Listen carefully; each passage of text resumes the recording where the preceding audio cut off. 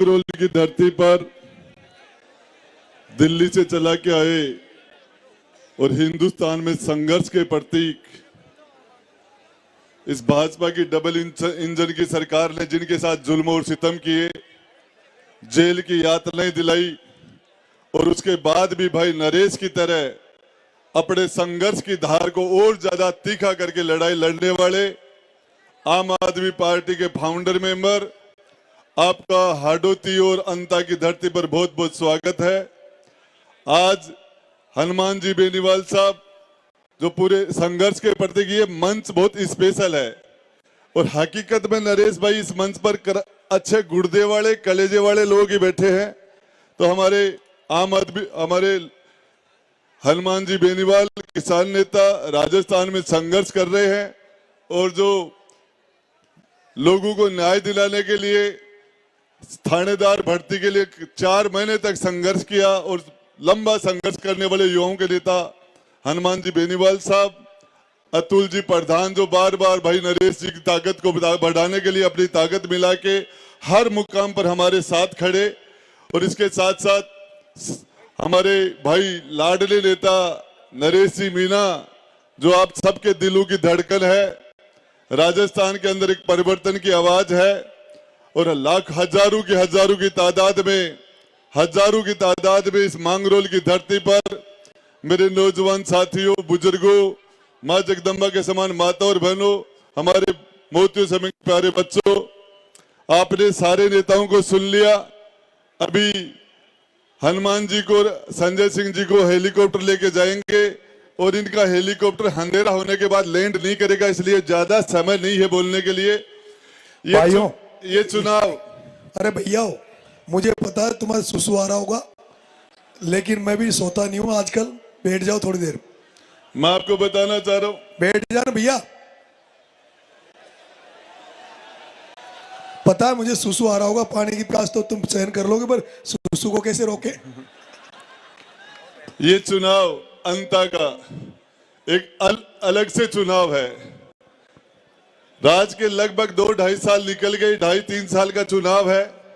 इससे कोई सरकार बन भी नहीं रही है, सरकार बिगड़ भी नहीं रही है, लेकिन इस चुनाव ने भाई नरेश आपने एक ऐसी क्रांति कर दी कि पहली बार कांग्रेस के वो नेता जो सांप और नवेली की तरह एक दूसरे से दुश्मनी रखते थे, आपने सचिन पायलट साहब को, अशोक गहलोत जी को, भंवर जितेंद्र सिंह को, रंधावा को, सारे के सारे लोगों को एक मंच पर लाके खड़ा कर दिया। मैंने मेरे 20-25 साल के राजनीतिक जीवन में कभी किसी प्रभारी मंत्री को गांव-गांव में धूल फांकते हुए मैंने नहीं देखा। रंधावा गांव-गांव में धूल फांक रहा है। राजस्थान का प्रभारी रंधावा गांव-गांव में खाक छान रहा है, मैंने कभी नहीं देखा। कांग्रेस के सारे नेता एक मंच पर भाई नरेश को मारने के लिए आ गए। और दूसरा, भजनलाल जी और वसुंधरा जी एक रथ के ऊपर एक, पहली बार क्या कमाल कर दिया भाई नरेश भाई आपने। और आपने हाँ, मुझे और हनुमान जी को पहली बार एक मंच पे बैठाने का ये कमाल भी आपने कर दिया। ये आज मंच पर पॉलिटिकली हम पहली बार बैठे। संजय सिंह जी, मैं आपको बताना चाह रहा हूं, ये अंता का चुनाव, नरेश मीणा को कोई क्रांतिकारी बोलता है, कोई छात्र नेता बोलता है, कोई इसको युवा नेता बोलता है, मैं तो इसको इलाज बोलता हूं। ओम बिड़ला का इलाज है ये प्रमोद जैन भाया, शांति धारीवाल, इन्होंने चप्पल निकाल रखी है। संजय सिंह जी ये कह रहा जूते तब पहनूंगा पाँव में जब ओम बिड़ला का इलाज कर दूंगा। तो ये अपने आप में बहुत बड़ी बात है। मैं आप सब लोगों को बता रहा हूं, 2028 का जो चुनाव, मैंने एक बार टोंक में जेल में मिलने के लिए गया था मैं भाई नरेश से, और मैंने वहां जब पुलिस वाले मुझे मिलने नहीं दे रहे थे तो मैंने कहा था, अरे पुलिस वालों, ये नरेश एक दिन टिकट बांटेगा, एमएलए का, एमपी का टिकट बांटेगा। मैंने कहा था, मैं आज फिर कह रहा हूं। मुझे हंसी आ रही थी, नरेश भाई कांग्रेस से टिकट मांग रहे थे। अरे तुम देने वाले बढ़ोगे टिकट, ये टिकट ये जनता बैठी है, जनार्दन बैठी है।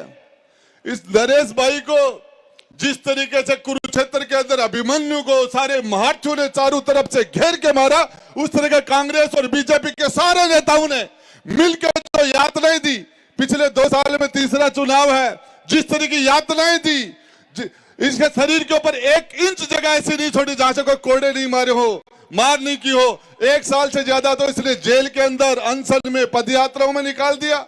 इस परिवार के लोगों के लिए साथियों को हाथ तोड़ दिए, पांव तोड़ दिए। ये उनियारा से चुनाव जीत गया था, जीता हुआ चुनाव हराया था। आज मैं फिर बताना चाह रहा हूं, ये अंता के लोगों को, अंता विधानसभा के लोगों को ये सौभाग्य है, नरेश मीणा विधानसभा के अंदर एक दिन सरकार को चैन की नींद नहीं सोने देगा, चैन से बैठने नहीं देगा एक दिन भी। और सच्चाई ये कह रहा हूं, इसके स्वभाव में लड़ना है, इसका काम ही लड़ना है। चाहे विधानसभा में लड़ा हो, चाहे पार्लियामेंट में, चाहे सड़क में, जब तक जिंदा रहेगा लड़ता रहेगा ये।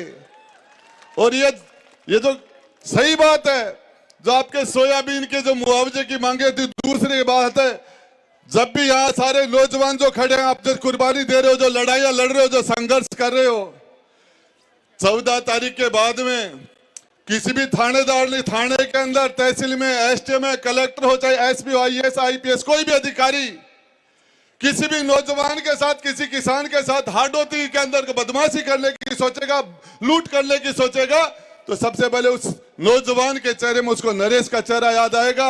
और फोन लगा के, फोन का बटन दबा के कह देना कि नरेश से बात करेगा, सीधा सुधर रहा है, 1 मिनट में इलाज हो जाएगा।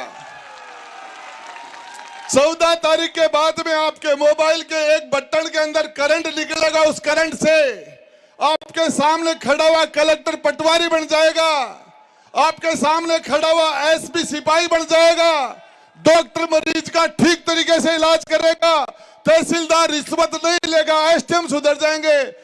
और एक बात बता देता हूं, थप्पड़ एक ही नहीं है, और लगेंगे, बता रहा हूं, पक्के लगेंगे, लेकिन एसटीएम के नहीं लगेंगे, बड़े वालों के लगेंगे। जो भी जनता के साथ अन्याय करेगा, अत्याचार करेगा, उसका इलाज पूरी ताकत से कर दिया जाएगा। जनता मन बना चुकी है। और आपको संजय सिंह जी, मैं बताना चाह रहा हूं, राजस्थान के अंदर कांग्रेस और बीजेपी ने मैच फिक्स कर रखा है, एग्रीमेंट कर रखा है। वसुंधरा राजे के सामने यहाँ से बड़े बड़े नेता निकले, वसुंधरा जी के सामने अशोक गहलोत कमजोर कैंडिडेट देता है, अशोक गहलोत के सामने वसुंधरा कमजोर कैंडिडेट देती है। इनका मैच फिक्स है और इसका इलाज कर दो।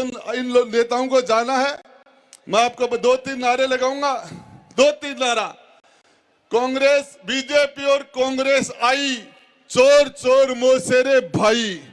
बीजेपी और कांग्रेस आई, बीजेपी और कांग्रेस आई, बीजेपी और कांग्रेस आई।